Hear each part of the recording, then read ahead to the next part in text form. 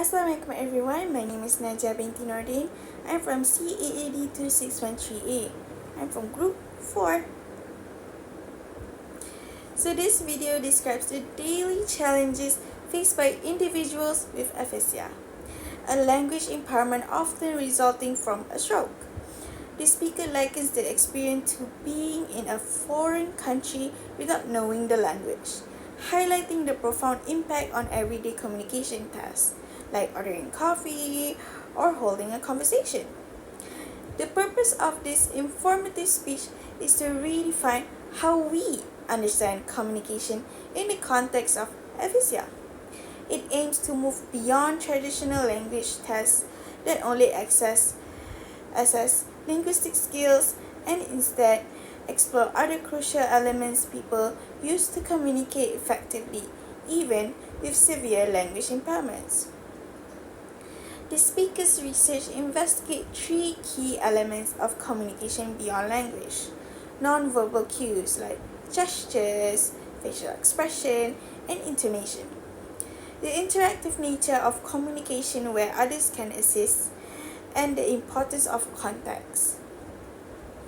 By studying these elements, the goal is to improve therapies and communication assessment for people with aphasia, ultimately helping them communicate more effectively. So now we shall analyze the speaker's facial expression and volume and speed during her speech. So, the speaker in the video demonstrates a thoughtful and engaging delivering style, characterized by a clear and measured pace. Her speech volume consistently audible and well modulated, making her easy to understand throughout the presentation. Her facial expressions are dynamic and expressive, effectively conveying the emotion and emphasis of her message. She maintained good eye contact, which helped to establish connection with the audience and reinforce her points. The speaker's speech speed is deliberate, allowing listeners to process complex information, especially when introducing concepts like aphasia or describing the challenges faced by individuals with this condition. This controlled pace combined with her expressive non-verbal communication enhanced the overall clarity and impact of her informative speech. I will pass the next point to Ajmal. Assalamualaikum and hello everyone. My name is Ajmal.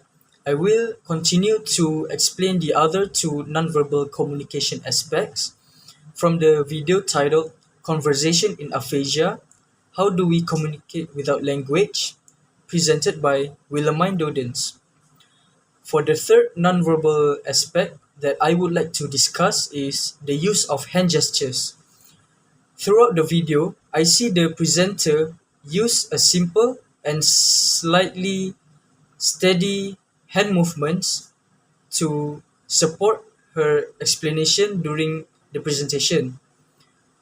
When she wants to introduce some new ideas or emphasize her points, her hand move slightly to guide attention of the viewers.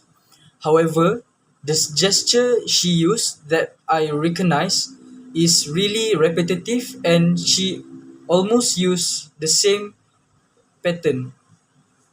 Although this made her tone really calm and controlled, but for me, by adding the variation in gestures could have made the presentation feel more dynamic and interesting for the viewers to see.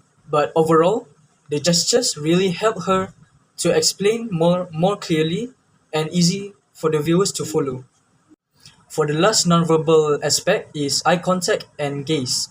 Since she was speaking directly to the camera instead of live audience, maintaining natural eye contact can sometimes be really difficult and challenging, but she managed to look at the camera most of the time, which helped her to create the sense of connection to the viewers.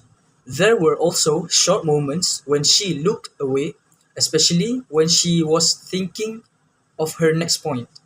But to me, this didn't show her nervousness, but it shows natural thinking process as she continued to deliver her message and points more relaxed and clear. In conclusion, the presenter demonstrated clear and controlled nonverbal communication throughout the video. Her gestures, facial expression, eye contact, and speaking speed all work together to support her explanation. Although some aspects like repetitive gestures and limited facial expression could have been improved to add variation and emotional expression, but her overall delivery still maintained clarity in a steady professional tone.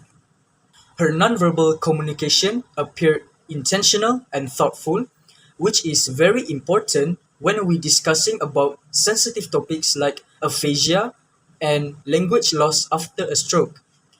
Overall, her use of nonverbal communication contributed effectively to deliver her message more clearly and understandable way.